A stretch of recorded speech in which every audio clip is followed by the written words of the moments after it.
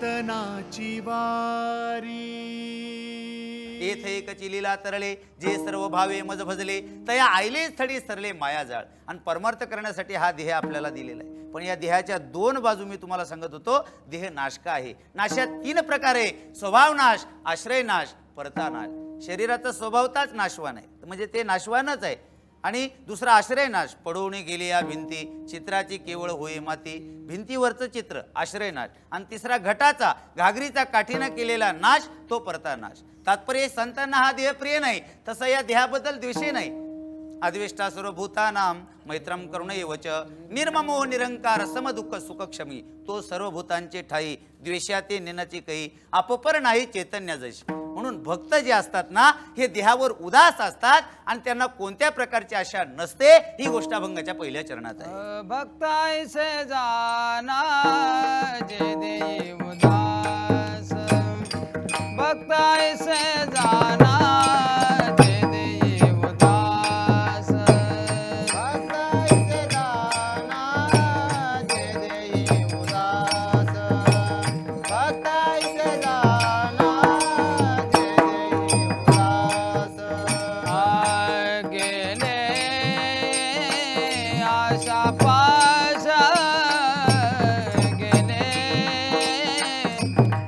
पाश निवारोने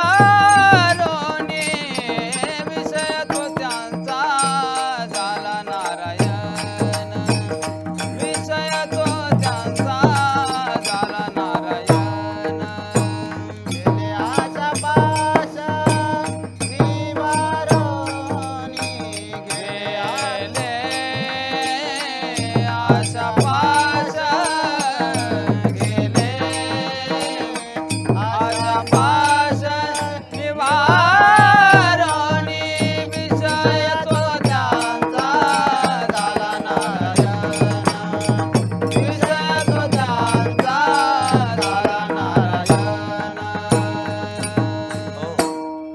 पहिल्या चरणात महाराज म्हणतात, भक्त ऐशी जाना जे देही उदास, गेले आशा पाश निवारुनी, तरी या देहावरी उदास ऐशिया परी, उखिता जैसा बिडारी बैसला आहे। भक्त देहावर उदास असून त्यांना कोणत्या प्रकारची आशा नसते। आणि ज्याला आशा नाही ते भक्त देवाला आवडतात। अनपेक्षे सुचिर दक्षो, उदासीनो गत व्यथा, सर्व रंभ परित्यागी, योमद भक्त समे प्रिया। पण तुम्हाला सांगू का, आज प्रत्येकाला आशा आहे, प्रत्येकाला। हा, पण जो महाराज म्हणतात आशा आहे ना, म्हणून ही आपली दशा आहे, बरं का। आशेचे बांधिले तुका म्हणे वाया गेले, वाया गेले नाही, कैक मेले, विठला विठला विठला विठला विठला। हो, तुम्हाला सांगू, एका गावामध्ये मोठा श्रीमंत माणूस होता। श्रीमंती पुष्कळ आहे, पण त्याच्याकडे संतती नाही, म्हणजे मुलगा नाही। पुत्रहीन सेमे राज्यम सर्व दुःखाय कल्पते। त्याने अनेक नवसायास केले, मुलगा होईना। शेवटी एका महाराजांची भेट झाली, त्या महाराजांनी सांगितलं, ओ श्रीमंत, तुम्हाला मुलगा नाही ना? म्हटले नाही। मग एक काम करा, तुम्ही काय करा, सत्यनारायणाची पूजा करा, घरात करा नाही तर मारुती मंदिरात करा। तो देव कसा आहे? सत्य आहे, सत्य संकल्पाचा दाता नारायण, सर्व करी पूर्ण मनोरथ, येथे अलंकार शोभती सकळ। त्याला असं वाटलं जर मुलगा होईल ना, मग सत्यनारायणाची पूजा करायला काय हरकत नाही। त्याच्या आयुष्यातला पहिला सत्यनारायण तो, बरं का। लागली ब्राह्मणाकडे गेला, ब्राह्मण बुवाला सांगितलं, ब्राह्मण बुवा आमच्याकडे सत्यनारायणाची पूजा आहे, काय काय लागतंय? ब्राह्मण बुवानं यादी काढली, भली मोठी यादी त्यांच्याकडे दिली। म्हटलं एवढं सगळं सामान घेऊन या। आता आपल्याला माहिती सत्यनारायणाची पूजा म्हटल्यानंतर 1.25 किलो साखर, 1.25 किलो रवा, 1.25 किलो तूप, हळद कुंकू गुलाल बुका, 9 खारीक, 9 सुपारी, 9 हळकुंड, 9 बदाम वगैरे सगळं असतं। त्यांनी सगळं आणलं, पूजेचा दिवस ठरला आणि आपतेष्ट गणगोत्र सगळे सोयरे सगळ्यांना निमंत्रणे दिलं त्या श्रीमंतानं। आणि सकाळीच उठले दोघं पती पत्नी, ज्या दिवशी पूजा आहे त्या दिवशी सगळी मांडामांड झाली। त्यांनी काय केलं, चौरंग मांडला, पुन्हा केळीचे खांब लावले, पुन्हा तिकडे स्वयंपाक चालू आहे, इकडे प्रसाद बनवला, ब्राह्मण बुवा आले, सगळी मांडामांड केली, पूजेला सुरुवात झाली। हे दोघं पती पत्नी बसले पूजा करता आणि 2-3 अध्याय ब्राह्मण बुवाने वाचल्यानंतर मग ब्राह्मण बुवाच्या ध्यानात आलं। ब्राह्मण बुवा म्हटले, श्रीमंत तुम्ही सगळं सामान आणलं, पण एक महत्त्वाचं म्हणजे नारळ तुम्ही विसरून आला हो, ते नारळ तेवढं आणलं असतं तर बरं झालं असतं। ब्राह्मण बुवा म्हटले, नारळ तेवढा आणावं लागेल, कारण उत्तर पूजा होणार आहे ना। ते उत्तर पूजा म्हटली का तुमच्या पत्नीच्या ओटीत मी ते नारळ देणार आहे। याला असा राग आला, काय म्हटले, हे आणा ते आणा, ताडकन उठला. आता त्याने नारळ आणायला एखाद्या मुलाला पाठवावं का नाही, पण त्याचा कोणावर विश्वास नाही, ते कंजूस होतं. त्याने काय केलं, लगेच उठला, दुकानात गेला. दुकानदाराला विचारलं, म्हटले भाऊ नारळ केवढ्याला रे? तो म्हटला 3 रुपयाला. पूर्वीचा काळ. तो म्हटला एवढाले नारळ 3-3 रुपयाला? म्हटला 2 रुपयाला दे ना. तो दुकानदार म्हटला 2 रुपयाला नारळ इथं गावात नाही. 2 रुपयाला नारळ मिळतात म्हटला, पण पुण्याला मिळतात. तो म्हटला मी पुण्याला जाईल, पण तुला 3 रुपये देणार नाही. ते पुण्याला गेलं. कसं गेलं आणि काय गेलं हे मनात नका आणू, विदाऊट तिकीट गेलं आणि पुण्याला गेलं. दुकानात गेलं, दुकानदाराला विचारलं, म्हटले भाऊ नारळ केवढ्याला? तो म्हटला 2 रुपयाला. आता घ्यावा का नाही? हा म्हटला का रे 1 रुपयाला नाही का? तो तिथेही रुपया उतरवला त्यांनी. तो म्हटला 1 रुपयाला नारळ इथं पुण्यात नाही, मुंबईला मिळतात. म्हटले मुंबईला? तो म्हटला मी मुंबईला जाईल, पण तुला 1 रुपया म्हटले 2 रुपये देणार नाही.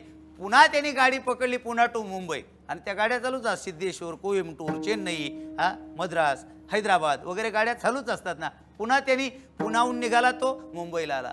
आणि मुंबईला गेल्यानंतर दुकानदाराला विचारलं, म्हटले भाऊ नारळ केवढ्याला रे? म्हटला 1 रुपयाला. आता घ्यावा का नाही? तो म्हटला फुकट नाही का रे? तो दुकानदार म्हणला पेंड आहे का? पेंड म्हणजे?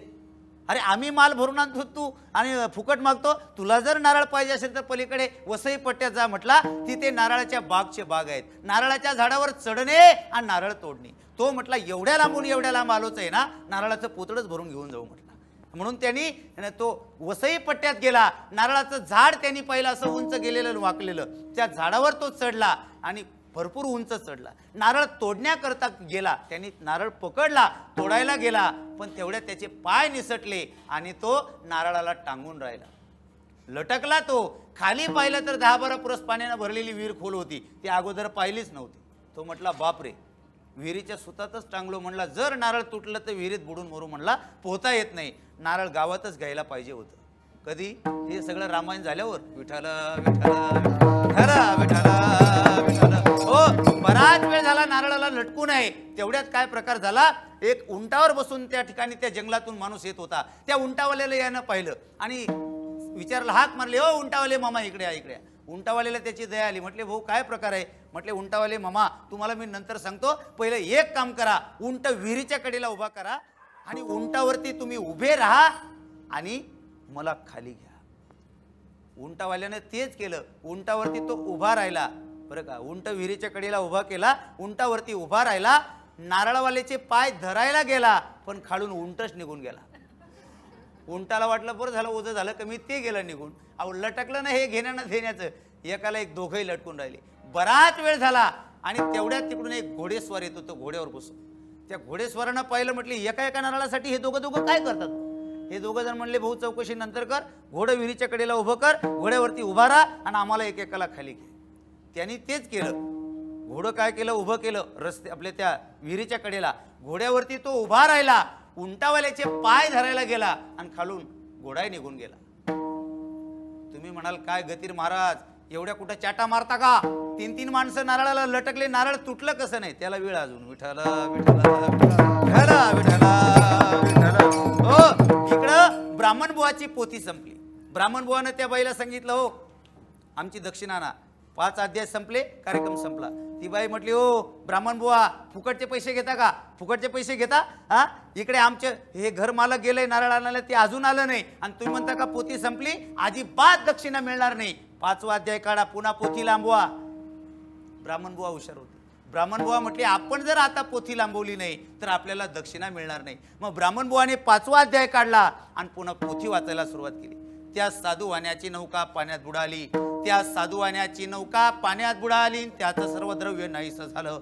ती नौका वर आली. ती त्याला पानाने भरलेली दिसली. ते पान वडाचे नव्हते बरकान, ते पान पिंपळाचे नव्हते बरकान, ते पान आंब्याचे नव्हते बरकान, ते पान लिंबाचे नव्हते बरका, ते पान जाईचे नव्हते बरकान, ते पान जुईचे नव्हते बरकान, ते पान निर्गिलीचे नव्हते बरकान, ते पान जांभळीचे नव्हते बरका.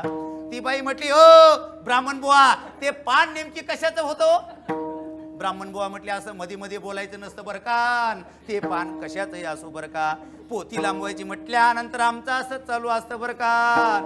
आणि मग मात्र त्या बाईच्या ध्यानात आलं. ती बाई म्हटली, ब्राह्मण बुवा काही पोथी संपवणार नाही. अहो एवढी सगळी पानं एकत्र आल्यावर कशी संपेल? विठ्ठल विठ्ठल विठ्ठल विठ्ठल. हो, इकडे ब्राह्मण बुवाची पोथी संपली आणि त्यांनी काय केलं, त्या बाईनं सांगितलं ही तुमची दक्षिणा घ्या आणि तुम्ही या. ब्राह्मण बुवा गेले निघून. पोथी लांबली होती तिकडं ते 3 जण लांबले कोकणात. खाली ते घोडेस्वार, मधलं उंटावालं आणि वरती नारळावालं, आणि ते वरचं त्याच्या हाताला कळ लागली होती. घोडेस्वार म्हणत होतं, भाऊ हात सोडू नको, विहीर आहे खाली 10-12 परस पाण्यानं भरलेली, आणि बुडाला तो मेलो म्हणला, पडलो तर आता आपल्याला पोहता येत नाही, उंटावाल्याला पोहता येत नाही. वरचा म्हटला मला तरी कुठं पोहता येते. हे दोघं जण म्हणले गबस, तुझ्यामुळं झालंय सगळं म्हणले. तसा धरून राहा, आपले स्टार असले, प्रारब्ध असले, एखादा माणूस आला तर आपल्याला वाचवेल. पण योग असं काय प्रकार झाला.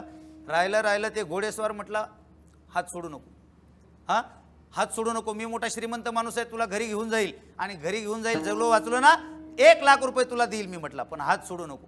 उंटावाला म्हटला त्याचे 1 लाख घे, माझे 2 लाख घे, मी मोठा श्रीमंत माणूस आहे म्हटला, पण हात सोडू नको. तो म्हटला याचे 1 लाख आणि त्याचे 2 लाख, किती झाले 3 लाख. आता यानं 3 रुपयाचा नारळ गावात घेईल नाही. 3 लाख म्हणल्यावर तो म्हणला आपण 3 लाख रुपये ठेवण्यासाठी साधारण असं शोकेस कपाट घेऊ पैसे ठेवण्याकरता. गेलं ना माप पाहिला, ते हात दिले ना सोडून, मेले पाण्यात बुडवून. विठ्ठला विठ्ठला खरा विठ्ठला विठ्ठला विठ्ठला. हो, ही आशेमुळे आहे. महाराज म्हणतात ती आशा आम्हाला नाही. गेली आशा पाश निवारुणी, भक्ता ऐसे जाना जे देही उदास. गेले आशा पाश निवारुणी, त्यांना आशा नाही. आशा का नाही? त्यांचा विषय परमात्मा असल्यामुळे. देवाची वारी, कीर्तनाची वारी.